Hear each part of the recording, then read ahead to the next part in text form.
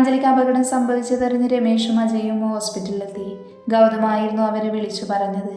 Accident ആണെന്ന് അവരോട് ഗൗതം പറഞ്ഞതും കുറച്ചു നേരം കൂടെ ഐസിയുവിൽ കിടന്ന് പിന്നെ മുറിയിലേക്ക് മാറ്റാമെന്ന് ഡോക്ടർ പറഞ്ഞിരുന്നു. തലയ്ക്ക് നല്ല ഭാരം ഒപ്പം വേദനയും തോന്നിയിരുന്നു അഞ്ജലിക്ക്.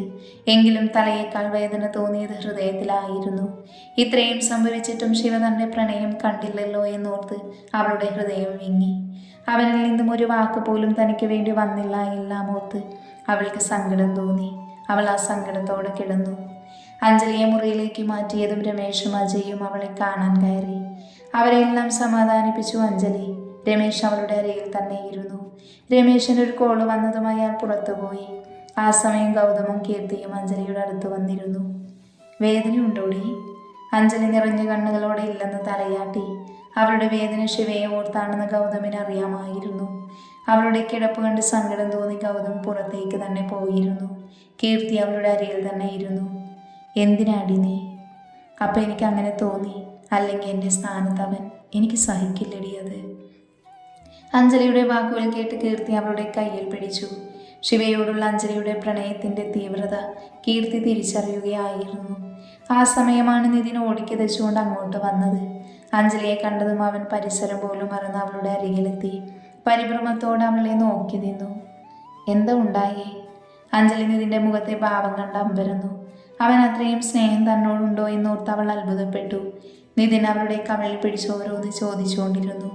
അവരെ തനിയെ വിട്ടുകൊണ്ട് അജയ് പുറത്തുപോയി. ഗൗതം അഞ്ജലിയെ നോക്കി കണ്ണുകൊണ്ട് കൂടെ ഉണ്ടെന്ന് കാണിച്ചു. കുറച്ചു കഴിഞ്ഞതും വിവരമറിഞ്ഞ് രാധയും ശാലിനിയും എത്തി. രാധ കരഞ്ഞുകൊണ്ട് അഞ്ജലിയുടെ അരികിൽ വന്നു നിന്നു. രാത്രിയേറെ വൈകിയതുകൊണ്ട് കൂടുതൽ ആളുകൾ നിൽക്കാൻ പാടില്ലെന്ന് നഴ്സ് വന്ന് പറഞ്ഞതും രമേശ് അവരോടെല്ലാം പോകാൻ പറഞ്ഞു. കീർത്തിയും ഗൗതമും രാത്രി നിന്നാൽ മതിയെന്ന് അഞ്ജലി രമേശിനോട് പറഞ്ഞതും ഒട്ടും ആഗ്രഹമില്ലാതെ അവരെല്ലാവരും തിരിച്ചു പോന്നു. പക്ഷെ നിതിൻ മാത്രം അപ്പോഴും അവിടെ നിന്നു. കുറച്ചു കഴിഞ്ഞ് അവനും പോയിരുന്നു. കള്ളഷാപ്പിലെ ബെഞ്ചിലിരുന്ന് കുപ്പിയോ വായിലേക്ക് മദ്യം ഒഴിക്കുന്ന ശിവയെ നോക്കി ഡാനിയിരുന്നു. അവനൊന്നും പറഞ്ഞില്ല. അവൻ്റെ ഉള്ളം തണുക്കുന്നത് വരെ കുടിക്കട്ടെ എന്ന് ഡാനി കരുതി. അവസാനത്തെ കുപ്പിയും കാലിയാക്കി ശിവ ഡാനിയെ നോക്കി. തീർന്നോ? ഇനി പറയണോ? ഡാനി ദേഷ്യത്തിൽ ചോദിച്ചതും ശിവ പോക്കറ്റിൽ നിന്നും സിഗരറ്റ് എടുത്ത് കത്തിച്ചു. എല്ലാം കൂടെ കണ്ട് ഡാനിക്ക് ദേഷ്യം ഇരച്ചു കയറി. ഒരു പെണ്ണിനോട് ഇഷ്ടം തോന്നിയാൽ അത് തുറന്നു പറയണം. അല്ലെങ്കിൽ ആണെന്ന് പറഞ്ഞ് ഈ മീശ വെച്ച് നടക്കരുത്. നിന്നോട് ഞാൻ പലവട്ടം പറഞ്ഞിട്ടുണ്ട് അവളെക്കുറിച്ച് എന്നോട് പറയരുതെന്ന്. ഇന്ന് ഞാൻ പറയും. നിന്നെ രക്ഷിക്കാൻ വേണ്ടി സ്വന്തം ജീവൻ പോലും നോക്കാതെ അല്ലേടാ അവൾ വന്നേ. ഈ പ്രണയം തോന്നുന്നത് പൈസയും സൗന്ദര്യവും ഒന്നും നോക്കിയിട്ടല്ല. അങ്ങനെ നോക്കി വരുന്നത് പ്രണയമല്ല. അവൾക്ക് നിന്നെ വേണമെന്ന് തോന്നിയത് നിന്റെ എല്ലാ അവസ്ഥയും അറിഞ്ഞിട്ട് തന്നെയല്ലടാ. ഡാനി, നീ വാങ്ങും എൻ്റെ അടുത്തുനിന്ന്. പോടാ. നീ തല്ലുമ്പോൾ ഞാൻ കൊള്ളുന്നത് നിനക്ക് എന്നോട് സ്നേഹമുണ്ടെന്ന് അറിയുന്നത് കൊണ്ടാ. പക്ഷെ ഇന്ന് എനിക്ക് മനസ്സിലായി നിന്റെ മനസ്സ് വെറും കല്ലാണ്, അവിടെ സ്നേഹമില്ല എന്ന്. ഡാനി അത്രയും പറഞ്ഞുകൊണ്ട് എഴുന്നേറ്റു. ഡാനി പോകുന്നത് ശിവ സിഗരറ്റ് വലിച്ചുകൊണ്ട് നോക്കിയിരുന്നു. അവൻ ദേഷ്യവും സങ്കടവും എല്ലാം കൂടെ കലർന്നൊരവസ്ഥയിലായിരുന്നു. അവൻ അവിടെ നിന്നും ഇറങ്ങി ബൈക്കിൽ കയറിയിരുന്നു. ഷർട്ടിൽ അഞ്ജലിയുടെ രക്തം പടർന്ന ഭാഗത്തേക്കൊന്ന് നോക്കി. മനസ്സിലെ സംഘർഷം കുറയ്ക്കാൻ ഒരു വഴിയേ ഉള്ളെന്ന് മനസ്സിലായതും ശിവനേരെ ഹോസ്പിറ്റൽ ലക്ഷ്യം വെച്ച് പോയി. ബൈക്ക് നിർത്തി നേരെ അഞ്ജലിയുടെ മുറി അന്വേഷിച്ചു പോകുമ്പോൾ അതുവരെ ഇല്ലാത്ത വിങ്ങൽ ഹൃദയത്തിൽ രൂപം കൊണ്ടു. ഒടുവിൽ മുറിയുടെ വാതിൽ പടിയിലെത്തിയതും ഗൗതം വാതിൽ തുറന്നു കൊടുത്തു. ആദ്യം ശിവയുടെ മിഴികൾ പാഞ്ഞത് അഞ്ജലിയിലേക്കായിരുന്നു. അവൾ ഉറങ്ങിയിരുന്നു. ശിവയെ കണ്ടതും ഗൗതം വാതിൽ തുറന്നു മാറി നിന്നു. ശിവ അകത്ത് കയറി അഞ്ജലിയുടെ അരികിലുള്ള കസേരയിലിരുന്നു. തലചരിച്ചു വെച്ചുറങ്ങുന്ന അവളെ തന്നെ നോക്കി ശിവ അങ്ങനെയിരുന്നു. മൂക്കിലേക്ക് ചീത്ത മണമടിച്ചതും അഞ്ജലി മുഖം ചുളിച്ചുകൊണ്ട് കണ്ണു തുറന്നു. മുന്നിലിരിക്കുന്ന ശിവയെ കണ്ടത് വിശ്വാസം വരാതെ അവൾ വീണ്ടും മിഴിച്ചു നോക്കി. ഞാൻ തന്നെയാ.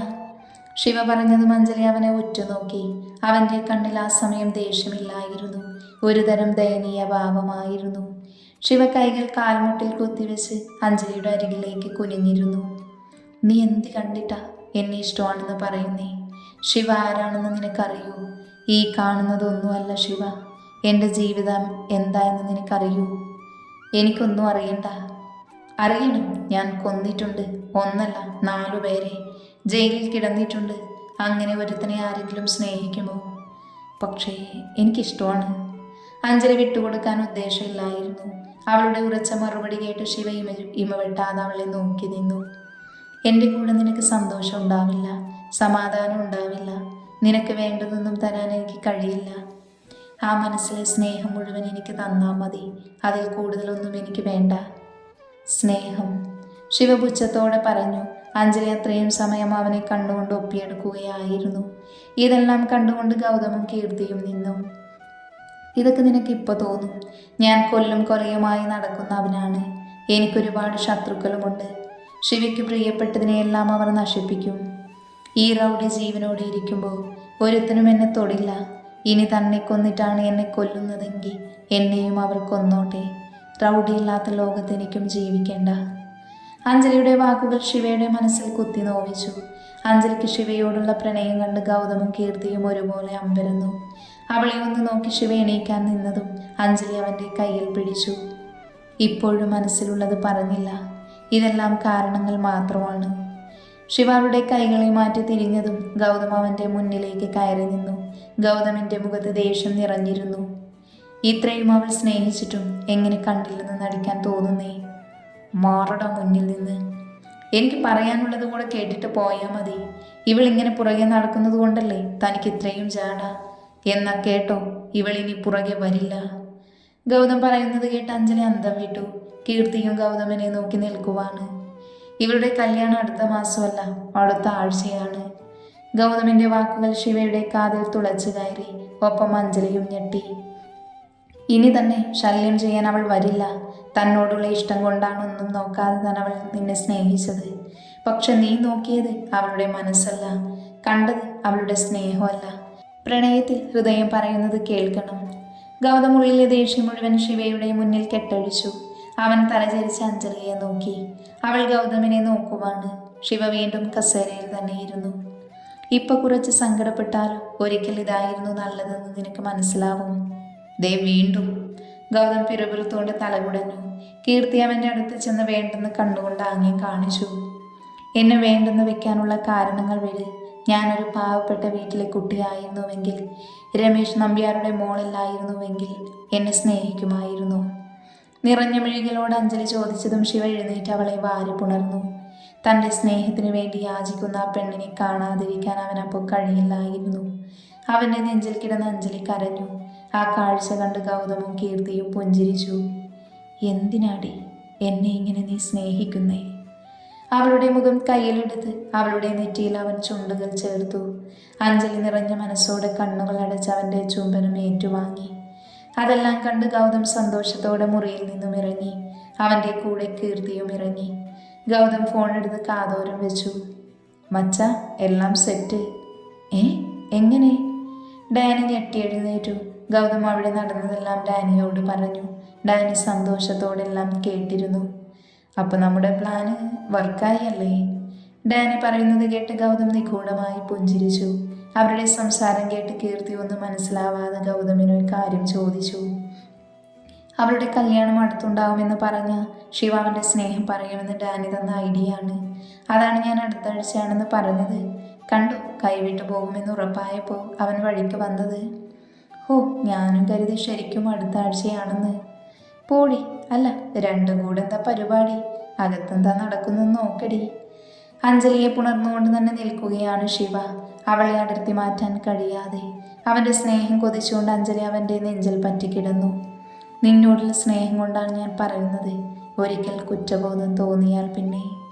ശിവ വീണ്ടും പറയാൻ തുടങ്ങിയതും അഞ്ജലി അവനെ അവളിൽ നിന്നും തള്ളി മാറ്റി. ശിവ പിറകിലേക്ക് നീങ്ങി.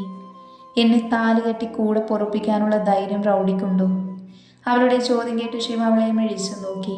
അഞ്ജലി പതി എഴുന്നേറ്റ് ബെഡിൽ ചാരിയിരുന്നു. ഇഷ്ടമാണെന്ന് ആ വായിൽ നിന്നും കേൾക്കുമെന്നൊരു പ്രതീക്ഷ എനിക്കില്ല. എന്നെ ഇഷ്ടമാണെങ്കിൽ ഞാൻ അന്ന് തന്ന ഉമ്മ ഈ കവിളിൽ തന്നാൽ മതി. ഇനി അത് തന്നില്ലെങ്കിൽ പിന്നെ അഞ്ജലി ഇനി കൺവട്ടത്ത് വരില്ല. അഞ്ജലി പറഞ്ഞു തീർത്തതും ശിവയുടെ ചുവടുകൾ അഞ്ജലിയുടെ അടുത്തേക്ക് നീങ്ങിയതും അഞ്ജലിയുടെ ശരീരം വിറച്ചു. ശിവദേശത്തിൽ പോകുമെന്നായിരുന്നു അഞ്ജലി കരുതിയത്. അവൻ്റെ മുഖത്തെ ഭാവവും നോട്ടവും എല്ലാം കണ്ട് അഞ്ജലി അങ്ങനെ പറയേണ്ടിയിരുന്നില്ല എന്ന് തോന്നി. അവൾ അവനെ മിഴിച്ചു നോക്കി. ശിവ അവളുടെ താടിയിൽ പിടിച്ച് അവനു നേരെ അവളുടെ മുഖം കൊണ്ടുവന്നു. അഞ്ജലി ഉമിനീരിറക്കി. കിട്ടിയതെന്തും തിരിച്ചു കൊടുത്തേ ശീലമുള്ളൂ, അതും ഇരട്ടിയായി തന്നെ. അവൻ്റെ ചുണ്ടുകൾ അവളുടെ കവിളിൽ പതിഞ്ഞതും അഞ്ജലി ശ്വാസമെടുക്കാൻ പോലും മറന്നു. ശരീരം തളർന്നുപോയി. എത്രയൊക്കെ ധൈര്യം കാണിച്ചാലും അവൻ്റെ നോട്ടത്തിൽ പോലും താൻ പതറിപ്പോകുമെന്ന് അവൾക്കറിയാമായിരുന്നു. അവൻ്റെ പ്രണയ ചുംബനമായി അവൻ അറിയിച്ചതിൻ്റെ സന്തോഷത്തിൽ അഞ്ജലി ചിരിച്ചുകൊണ്ട് ശിവയെ നോക്കി. ശിവ അവളുടെ മുഖത്തോട് മുഖം കൊണ്ടുവന്നു. ശിവ റൗഡിയല്ലേ? അപ്പോൾ ഇത്തിരി തെമ്മാടിത്തരം കൂടും. അഞ്ജലി മനസ്സിലാവാത്തതുപോലെ അവനെ നോക്കിയതും അവൻ്റെ ചുണ്ടുകൾ അവളുടെ ചുണ്ടിൽ പതിഞ്ഞതും ഒരുമിച്ചായിരുന്നു. അവളെ വാരപ്പുണർന്നുകൊണ്ട് അവൻ അവളുടെ അധരങ്ങളെ കവർന്നു. പെട്ടെന്നുണ്ടായ അവൻ്റെ പ്രവൃത്തിയിൽ പേടിച്ചുപോയ അഞ്ജലി അവൻ്റെ ഷർട്ടിൽ അള്ളിപ്പിടിച്ചു. അവൻ്റെ കൈകൾ അവളുടെ ഇടുപ്പിൽ അമർന്നതും അഞ്ജലിയുടെ ഉള്ളിൽ ഒരു മിന്നൽ പിണർപ്പ് പാഞ്ഞു. അവനിലേക്ക് ചേർന്നിരുന്നു കൊണ്ട് അഞ്ജലി അവൻ്റെ മാത്രം സ്വന്തമാവാൻ കൊതിച്ചു. അവളെ ഒന്നിനു വേണ്ടിയും വിട്ടുകൊടുക്കില്ലെന്ന് ശിവ മനസ്സിൽ ഉറപ്പിച്ചുകൊണ്ട് അവളിലേക്ക് അവൻ്റെ പ്രണയം ചുംബനമായി പൊഴിഞ്ഞു. അഞ്ജലിയുടെയും ശിവയുടെയും ശബ്ദമൊന്നും കേൾക്കാതെ വന്നതും കീർത്തി പതിയെ വാതിൽ തുറന്നു നോക്കി. അവരുടെ ചുംബന രംഗം കണ്ട് കണ്ണുമിഴിച്ച് കീർത്തി വീണ്ടും വാതിലടച്ച് നെഞ്ചിൽ കൈവച്ചു. അത് കണ്ട് ഗൗതം അവളോട് കാര്യം തിരക്കി. അവിടെ ലിപ് ലോക്കാണടാ. കൈവിട്ട് പോയോ? പോകാൻ സാധ്യതയുണ്ട്. രണ്ടും ഒടുക്കത്തെ റൊമാൻസാണ് മോനെ. കീർത്തി പറയുന്നത് കേട്ട് ഗൗതം ചിരിച്ചു. അഞ്ജലിയുടെ പ്രണയം സ്വന്തമായതിൻ്റെ സന്തോഷത്തിൽ ഗൗതം കസേരയിൽ പുഞ്ചിരിയോടെ ചാരിയിരുന്നു. അഞ്ജലിയുടെ അരികിൽ കിടന്ന് അവളെ നെഞ്ചിൽ കിടത്തി അവളുടെ തലയിൽ പതിയെ തലോടിക്കൊണ്ട് കിടക്കുകയായിരുന്നു ശിവ. അഞ്ജലി കണ്ണുകളടച്ച് അവൻ്റെ നെഞ്ചിൽ പറ്റിച്ചേർന്ന കൈകൾ കൊണ്ട് അവനെ മുറുക്കെ പിടിച്ചു കിടന്നു. അന്നേരം അവരുടെ ചുണ്ടിൽ പുഞ്ചിരിയും ഹൃദയത്തിൽ പ്രണയവും നിറഞ്ഞു. ഞാൻ പോട്ടെ? വേണ്ട. അവനിലേക്ക് ഒന്നുകൂടെ അടുത്തുകൊണ്ട് അഞ്ജലി പറഞ്ഞു. ശിവ അവളുടെ കൈമാറ്റി പതിയെ എഴുന്നേറ്റിരുന്നു. അഞ്ജലി ചുണ്ടുകൊട്ടി അവനെ നോക്കി. അവളുടെ കവിളിൽ പതിയെ തലോടി ശിവ എഴുന്നേറ്റു. സമയം ഒരുപാടായി, നീ ഉറങ്ങിക്കോ. കുറച്ചു നേരം കൂടെ കഴിഞ്ഞിട്ട് പോകാം നീ. അഞ്ജലി പറയുന്നത് കേട്ട് ശിവ ചിരിച്ചു. ആദ്യമായിട്ടാണ് ശിവ ചിരിക്കുന്നത് അഞ്ജലി കാണുന്നത്. അവൻ്റെ ചിരിയുടെ ഭംഗിയിൽ ലയിച്ചു പോയിരുന്നു അവൾ. ശിവ പുരിക ഉയർത്തി എന്താ എന്ന ഭാവത്തിൽ അവളെ നോക്കിയതും അഞ്ജലി ചുമൽ പൊക്കി ഒന്നുമില്ലെന്ന് കാണിച്ചു. ഞാൻ രാവിലെ വരാം. അവളുടെ നെറ്റിയിൽ ചുണ്ടി ചേർത്തുകൊണ്ട് ശിവ പറഞ്ഞതും അഞ്ജലി ഒട്ടും മനസ്സില്ലാതെ തലയാട്ടി. അവളിൽ നിന്ന് മാറാനെന്നതും അഞ്ജലി അവൻ്റെ ഷർട്ടിൽ പിടിച്ച് അവനെ വീണ്ടും അവളിലേക്ക് തന്നെ അടുപ്പിച്ചു. ഇനി കള്ള് കുടിച്ചാൽ ഉമ്മ തരില്ല കേട്ടോ. നീ തരണ്ട, പക്ഷേ ഞാൻ തന്നോളാം. അവളുടെ ചുണ്ടിൽ തലോടിക്കൊണ്ട് ശിവ പറഞ്ഞതും അഞ്ജലിയുടെ ശരീരം വിറച്ചു. അവളുടെ കവിളിൽ നാണം വിരിഞ്ഞു. ഇപ്പോൾ ഈ നിമിഷം നിന്നെ എൻ്റെ കൂടെ കൊണ്ടുപോകാൻ ആഗ്രഹമുണ്ട് എനിക്ക്. പക്ഷേ കഴിയില്ല. നിന്റെ ജീവിതത്തിലേക്ക് ഞാൻ വരുമ്പോൾ മറ്റു പലതും നിനക്ക് നഷ്ടമാകും. ശിവ പറയാൻ തുടങ്ങിയതും അഞ്ജലി അവൻ്റെ വാപുത്തി അരുതെന്ന് തലകൊണ്ട് കാണിച്ചു. ആ സമയമാണ് ഗൗതമും കീർത്തിയും അകത്തേക്ക് വന്നത്. അവരെ കണ്ടതും ശിവ അഞ്ജലിയുടെ അരികിൽ നിന്നും അകന്നു മാറി. അഞ്ജലി ഒന്ന് നോക്കി ശിവ മുറിയിൽ നിന്നും പോയി. അവൻ പോയതും ഗൗതമും കീർത്തിയും കൂടെ അഞ്ജലിയുടെ അടുത്ത് വന്നിരുന്നു. അവളെ സൂക്ഷിച്ചൊന്ന് നോക്കി. അഞ്ജലി നാണം അഭിനയിച്ചുകൊണ്ട് മുഖം പൊത്തി. ഫസ്റ്റ് കിസ് ഇവിടെ വെച്ച് വേണമായിരുന്നു മോളെ. അതിനത് ഫസ്റ്റ് കിസ് അല്ലല്ലോ. ഗൗതമിൻ്റെ ചോദ്യത്തിനുള്ള അഞ്ജലിയുടെ മറുപടി കേട്ട് ഗൗതമും കീർത്തിയും ഒരുപോലെ ഞെട്ടി. അവർ അഞ്ജലിയിൽ നിന്നും അറിയാൻ കാത് കൂർപ്പിച്ചു. അതൊക്കെ നേരത്തെ കഴിഞ്ഞതാണ് മക്കളെ. ദുഷ്ട, അതുമാത്രം എന്നോട് പറഞ്ഞില്ല. ഗൗതം പരിഭ്രമത്തോടെ പറഞ്ഞതും അഞ്ജലി ചിരിച്ചുകൊണ്ട് അവൻ്റെ തോളിൽ ചാരിയിരുന്നു. പിന്നെ എൻ്റെ ചെക്കന് ഉമ്മ കൊടുത്തതൊക്കെ ഞാൻ നിന്നോട് പറയില്ലേ. ഗൗതം അവളെ ചേർത്ത് പിടിച്ചു. അവരുടെ സ്നേഹം കണ്ട് കീർത്തി പുഞ്ചിരിച്ചു. കീർത്തിക്കെന്നും അത്ഭുതമായിരുന്നു അവരുടെ ബന്ധം. ഒരു കൂടപ്പിറപ്പായും സുഹൃത്തുക്കളായും അവരുടെ ലോകത്ത് അവർ മാത്രമായിരുന്നു. പലപ്പോഴും കീർത്തിക്ക് പോലും അവരുടെ സൗഹൃദം കണ്ട് അസൂയ തോന്നിയിട്ടുണ്ട്. അവർക്കിടയിൽ മൂന്നാമനായി കീർത്തി വന്നിട്ടുണ്ടെങ്കിലും അവർക്കിടയിൽ മാത്രമുള്ളൊരു ബോണ്ടുണ്ട് എന്ന് അവൾക്കറിയാമായിരുന്നു. അതിൽ അവൾക്ക് പരിഭവമില്ലായിരുന്നു. കാരണം അവരുടെ സ്നേഹം അത്രമാത്രം അവൾക്കറിയാം. അവരെ നോക്കിയിരിക്കുന്ന കീർത്തിയെ നോക്കി ഗൗതം കൈനീട്ടിയതും കീർത്തി സന്തോഷത്തോടെ അവൻ്റെ അടുത്തേക്ക് നീങ്ങിയിരുന്നു. അവൻ്റെ മറ്റേ തോളിൽ ചാരിയിരുന്നു. അവരുടെ സൗഹൃദം എന്നും ഇങ്ങനെയാണ്. പരിഭവങ്ങൾക്ക് സ്ഥാനമില്ല, സന്തോഷങ്ങൾ മാത്രം നിറഞ്ഞ അവരുടെ ലോകം. ശിവ വീട്ടിലെത്തി അകത്തു കയറാൻ നിൽക്കുമ്പോഴാണ് ഡാനി വാതിൽക്കൽ തന്നെ നിൽക്കുന്നത് കണ്ടത്. ശിവ അവനിൽ നിന്ന് മുഖം മാറ്റി അകത്തു കയറാൻ നോക്കി. പക്ഷേ ഡാനി സമ്മതിച്ചില്ല. എന്താടാ, നീ എവിടെയായിരുന്നു ഇത്രയും നേരം? എവിടെയായാലും നിനക്കെന്താ? ഇപ്പം അങ്ങനെയായോ? നിന്റെ പ്രേമത്തിന് വേണ്ടി എനിക്ക് നഷ്ടമായത് 2 പല്ലാണ്. എന്നിട്ട് അവളോട് പോയി എല്ലാം പറഞ്ഞിട്ട് നിനക്ക് എന്നോട് പറയാൻ വയ്യല്ലേ? നീ അറിയാതിരിക്കില്ലല്ലോ. ഞാൻ ഞാൻ എങ്ങനെ അറിയാനാ? ശിവ ഡാനിയുടെ ഷർട്ടിൽ കുത്തിപ്പിടിച്ച് ഭിത്തിയിൽ ചേർത്തു നിർത്തി. ഡാനി അവനെ സൂക്ഷിച്ചു നോക്കി.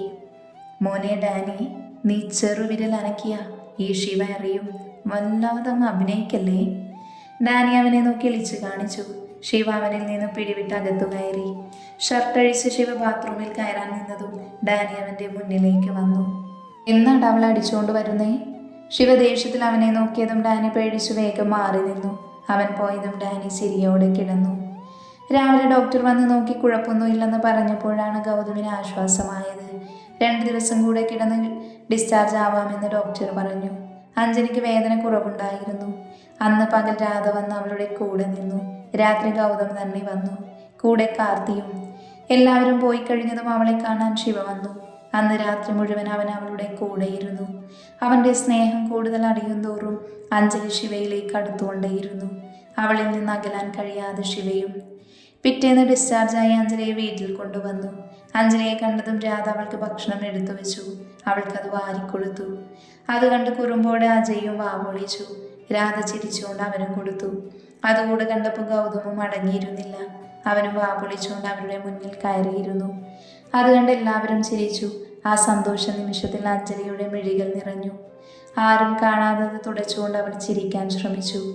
ആ വീടിൻ്റെ സന്തോഷം നശിപ്പിച്ചാണ് താൻ ഇവിടെ നിന്നും ഇറങ്ങിപ്പോകാൻ പോകുന്നത്. ഇതുവരെ ഒരു വാക്കുകൊണ്ട് പോലും തന്നെ നോവിക്കാത്ത പപ്പയും അമ്മയും, ജീവനെ പോലെ സ്നേഹിക്കുന്ന ഏട്ടന് എല്ലാം ഉപേക്ഷിച്ച് പോകുമ്പോൾ തന്നെ അവർ ശപിക്കുമെന്നോർത്ത് അവളുടെ ഹൃദയം വിങ്ങി. രാത്രി അഞ്ജലി മുറിയിൽ കിടത്തി എല്ലാവരും താഴെ പോയി. അവൾ ബെഡിൽ ചെരിഞ്ഞു കിടന്ന് ശിവയെ ഓർത്തു. കൈകൾ പതിയെ ചുണ്ടിൽ തൊട്ടതും അവളിൽ കുളിര് നിറഞ്ഞു. അവൾ കണ്ണടച്ച് അവനെ മനസ്സിലേക്ക് ആവാഹിച്ചു. പെട്ടെന്നാണ് ഫോൺ റിങ് ചെയ്തത്. അഞ്ജലി അസ്വസ്ഥതയോടെ കണ്ണു തുറന്നു. നിതിനാണെന്ന് കണ്ടതും അവളുടെ മുഖത്തെ സന്തോഷം എങ്ങോ പോയി. ഒട്ടും ഇഷ്ടമില്ലാതെ അവൾ ഫോൺ എടുത്തു. ഇപ്പം എങ്ങനെയുണ്ട്? മരുന്ന് കഴിച്ചോ? ഭക്ഷണം കഴിച്ചോ? വേദന ഉണ്ടെങ്കിൽ ഹോസ്പിറ്റൽ പോകാം. എന്തെങ്കിലും ഒന്ന് പറ. ഫോൺ എടുത്തതും നിതിൻ ചോദിച്ചുകൊണ്ടേയിരുന്നു. അവൾക്ക് മറുപടി നൽകാനുള്ള സമയം പോലും അവൻ നൽകിയില്ല. അഞ്ജു, എന്തോന്നും മിണ്ടാത്തത്? സംസാരിക്കാൻ വയ്യേ? സംസാരിക്കാൻ സമയം കിട്ടണ്ടേ? എല്ലാം നീ തന്നെയല്ലേ പറയുന്നേ. സോറി, ഞാൻ പെട്ടെന്ന്. കുഴപ്പമില്ല, ഇപ്പോൾ ഓക്കെയാ. ആ, എന്താവശ്യമുണ്ടെങ്കിലും വിളിച്ചോ, ഞാൻ വരാം. അതിനവളൊന്ന് മൂളി. അവൻ ഫോൺ വെച്ചതും അഞ്ജലി ദേഷ്യത്തിൽ ഫോൺ ബെഡിലേക്ക് വെച്ചു. ഇത്രയും നാളില്ലാത്ത സ്നേഹം പെട്ടെന്ന് എങ്ങനെ വന്നു എന്ന് ആലോചിച്ചിരിക്കുമ്പോഴാണ് അവളുടെ ഫോൺ വീണ്ടും അടിച്ചത്. അവനാവുമെന്ന് കരുതി അവൾ ദേഷ്യത്തിൽ വീണ്ടും ഫോൺ എടുത്ത് നോക്കിയതും അറിയാത്ത നമ്പർ കണ്ട് അഞ്ജലി ഫോൺ എടുത്തു. ഹലോ, നിന്റെ റൗഡിയാ? ശിവയാണെന്ന് മനസ്സിലായതും അഞ്ജലിയുടെ ഹൃദയത്തിൽ സന്തോഷം നിറഞ്ഞു. അവൻ്റെ വാക്കുകൾ കേൾക്കാൻ അവൾ കൊതിച്ചു. നമ്പർ എങ്ങനെ? നിന്റെ നമ്പർ കിട്ടാൻ അത്ര പണിയാണോ? അല്ല, ഞാൻ ഹോസ്പിറ്റൽ വന്നിരുന്നു. അപ്പോഴേ വീട്ടിൽ പോയതറിഞ്ഞത്. ഇപ്പം എങ്ങനെയുണ്ട്? കുഴപ്പമില്ല, വേദന കുറവുണ്ട്. എന്നാൽ പിന്നെ ഞാൻ വെക്കട്ടെ? നിതിൻ ചോദിച്ച അത്ര പോലും ശിവ സംസാരിച്ചില്ലല്ലോ എന്നോർത്ത് അഞ്ജലിക്ക് സങ്കടം തോന്നി. എന്താടി മിണ്ടാത്തെ? ഒന്നുമില്ല. എന്തോ ഉണ്ടല്ലോ. ഇല്ല. ദേ, എന്നെ വെറുതെ ദേഷ്യം പിടിപ്പിക്കല്ലേ. കാര്യം പറയുന്നുണ്ടോടി പുല്ലേ? ശിവ ദേഷ്യത്തിൽ അലറിയതും അഞ്ജലി അറിയാതെ ചിരിച്ചുപോയി. അത് പിന്നെ നിതിൻ വിളിച്ചിരുന്നു. എന്നെക്കുറിച്ചെല്ലാം ചോദിച്ചു. റൗഡിയൊന്നും ചോദിച്ചില്ല. അവൻ്റെ അത്ര സ്നേഹം പോലും. എനിക്കിത്ര സ്നേഹമൊക്കെ ഉള്ളൂ. വേണമെങ്കിൽ സഹിച്ചാൽ മതി. എനിക്ക് നിന്റെ കാര്യം മാത്രമല്ല ചിന്ത, വേറെയുമുണ്ട്. അത്രയും പറഞ്ഞു ശിവ വെച്ചു. അഞ്ജലി കരഞ്ഞുകൊണ്ട് കമിഴ്ന്നു കിടന്നു. ശിവയുടെ വാക്കുകൾ അത്രമാത്രം അവളെ നോവിച്ചിരുന്നു. കുറച്ചു കഴിഞ്ഞ് വീണ്ടും ഫോൺ റിങ് ചെയ്തതും അഞ്ജലി തല ഉയർത്തി നോക്കി. ശിവയാണെന്ന് കണ്ടതും അവൾ കണ്ണു തുടച്ച് വേഗം ഫോൺ എടുത്തു. തീരെ സമയമില്ലാത്ത ആളല്ലേ, എന്തിനാ വിളിച്ചേ? അഞ്ജലി ദേഷ്യത്തിൽ ചോദിച്ചു. ഉള്ളിലെ സങ്കടം തിളച്ചു മറിയുകയായിരുന്നു അപ്പോൾ. നിനക്ക് സമയമുണ്ടെങ്കിലേ നിന്റെ റൂമിൻ്റെ ബാൽക്കണിയിലേക്കൊന്ന് വാ. എന്തിനാ? പറഞ്ഞത് കേട്ടോണം, വാടി വേഗം. അഞ്ജലി പതി എഴുന്നേറ്റ് ബാൽക്കണിയിൽ വന്നു നിന്നു. അവൾ ചുറ്റും നോക്കിയെങ്കിലും ശിവയെ അവിടെ ഒന്നും കണ്ടില്ല. ഇനി നേരെ ഇടതുഭാഗത്തേക്ക് നോക്കടി. അഞ്ജലി തിരിഞ്ഞു നോക്കിയതും റോഡിൽ ബൈക്കിലിരുന്ന് ശിവയെ കണ്ടതും അഞ്ജലിയുടെ കണ്ണുകൾ വിടർന്നു. അവൾ ചിരിച്ചു. നിന്നെ കാണാതെ ഉറക്കം വരുന്നില്ല, കുറച്ചുകൂടെ മുന്നിലേക്ക് വാ. ശിവ പറയുന്നത് കേട്ട് അഞ്ജലി മുന്നിലേക്ക് നിന്നു. ഒരുപാട് ദൂരം ഉണ്ടെങ്കിൽ പോലും വളരെ അടുത്ത് കാണുന്നത് പോലെ തോന്നി അവൾക്ക്. അവൻ്റെ കൂടെ ഇരിക്കാൻ അവൾ കൊതിച്ചുപോയി. ഞാൻ അങ്ങോട്ട് വന്നോട്ടെ, എനിക്ക് കാണാൻ തോന്നുക. വന്നാൽ ശരിയാവില്ല, ഞാൻ കുടിച്ചിട്ടുണ്ട്. കുടിച്ചാൽ ഉമ്മ തരില്ലെന്നല്ലേ നീ പറഞ്ഞത്? അയ്യടാ, ഉമ്മ തരാനൊന്നുമല്ല, പക്ഷേ എനിക്ക് ഉമ്മ വേണ്ടി വരും. ഞാൻ വിചാരിച്ച പോലെയല്ലല്ലോ എൻ്റെ റൗഡി. റൗഡി ഭയങ്കര റൊമാൻറ്റിക് ആണല്ലോ. ശിവ അത് കേട്ടൊന്ന് ചിരിച്ചു. അവളെ നോക്കി അവൻ ബൈക്കിൽ നിന്നും ഇറങ്ങി ബൈക്കിൽ ചാരി നിന്നു. ഏയ് റൗഡി, എന്ത് മിണ്ടാത്തേ? ഇനി അങ്ങനെ വിളിച്ചാ ഞാൻ മതിൽ ചാടി അങ്ങോട്ട് വരും. അതെന്താ? നിന്റെ ആ വിളി കേൾക്കുമ്പോഴുണ്ടല്ലോ എന്തൊക്കെയോ തോന്നും. എന്താ തോന്നുന്നെന്ന് പറ. അത് പറയാൻ പറ്റില്ല, വേണമെങ്കിൽ ചെയ്തു കാണിച്ചു തരാം. അത്രയും പറഞ്ഞു ശിവ ഫോൺ കട്ടാക്കി. അവൻ എന്താ ചെയ്യുന്നതെന്ന് നോക്കി അഞ്ജലി നിന്നു. ശിവ ഫോൺ പാൻറ്റിൻ്റെ പോക്കറ്റിലിട്ട് നടന്നു വന്ന് മതിൽ പിടിച്ചതും അഞ്ജലി ഞെട്ടി. അവൻ അകത്തു വരാൻ പോകുവാണെന്ന് മനസ്സിലായതും അഞ്ജലിയുടെ ഉള്ളിൽ ഭയം നിറഞ്ഞു. ശിവ മതിൽ ചാടി നേരെ അഞ്ജലിയെ നോക്കി. അഞ്ജലി വേഗം ഫോണെടുത്ത് അവനെ വിളിച്ചു. ശിവ അവളെ നോക്കി ചിരിച്ചുകൊണ്ട് ഫോണെടുത്തു. പപ്പ ഒന്നും ഉറങ്ങിയിട്ടില്ല, സെക്യൂരിറ്റി കണ്ടാകെ പ്രശ്നമാവും, പ്ലീസ് വരല്ലേ. ഇന്ന് എന്ത് വന്നാലും എൻ്റെ പെണ്ണിൻ്റെ അടുത്ത് ഞാൻ വരും. ദേ റൗഡി, പ്ലീസ് ആരെങ്കിലും. നീ അവിടെ തന്നെ നിന്നോ. ശിവ ഫോൺ കട്ടാക്കി പതിയെ നടന്നു. സെക്യൂരിറ്റിയെ കാണാതെ വീടിൻ്റെ പുറകിലേക്ക് നീങ്ങി. അഞ്ജലി പേടിയോടെ അവനെ തന്നെ നോക്കി നിന്നു. കണ്ണിൽ നിന്നും അവൻ മാഞ്ഞതും അഞ്ജലി പ്രാർത്ഥനയോടെ നിന്നു. ഏറെ നേരം കഴിഞ്ഞിട്ടും ശിവയെ കാണാതെ വന്നതും അഞ്ജലി പേടിച്ചു വിറയ്ക്കാൻ തുടങ്ങി. പെട്ടെന്നാണ് പുറകിൽ നിന്നും ശബ്ദം കേട്ടത്. നോക്കുമ്പോൾ ശിവ ബാൽക്കണിയിലേക്ക് പിടിച്ച് കയറുന്നതാണ് അഞ്ജലി കണ്ടത്. അവൾ വേഗം അവൻ്റെ കൈ പിടിച്ച് കയറാൻ വേണ്ടി സഹായിച്ചു. കയറി വന്നതും ശിവ അവളെ നോക്കി. ആരെങ്കിലും കാണുമെന്ന് കരുതി അഞ്ജലി അവൻ്റെ കൈ പിടിച്ചു വലിച്ച് മുറിയിൽ കയറി. അല്ല, നീ എന്താ പറഞ്ഞേ? ആരെങ്കിലും കാണും പൊക്കോ എന്നൊക്കെയല്ലേ? ഇത്രയും ദിവസം നിനക്ക് ഈ പേടിയില്ലായിരുന്നല്ലോ. അത് പിന്നെ ഇങ്ങോട്ടൊക്കെ വരുമെന്ന് ഞാൻ കരുതിയോ? നിനക്ക് ശിവയെ അറിയില്ല മോളെ, നിന്നോട് പലവട്ടം പറഞ്ഞതല്ലേ. അപ്പോൾ നീ എന്നെയും കൊണ്ടേ പോകൂന്ന്. അപ്പോൾ ഇനി അങ്ങോട്ട് നീ എന്നെ സഹിച്ചോ? അവളുടെ ഇടുപ്പിലൂടെ കൈയിട്ട് അവളെ തന്നിലേക്ക് ചേർത്തുകൊണ്ട് ശിവ പറഞ്ഞു. അവളെ ഉറ്റുനോക്കിക്കൊണ്ട് ശിവ മീശ വിരിച്ചു. അവനെ നോക്കി ചിരിച്ചുകൊണ്ട് അഞ്ജലിയുടെ മിഴികൾ അവൻ്റെ മുഖമാകെ ഓടി നടന്നു. അവൻ്റെ കൈകൾ ഇടുപ്പിൽ അമർന്നതും അഞ്ജലി ഒന്ന് പൊങ്ങി. അവളിലേക്ക് അടുക്കുന്ന അവൻ്റെ മുഖം കണ്ട് അഞ്ജലി മിഴികൾ പതിയെ അടച്ചു.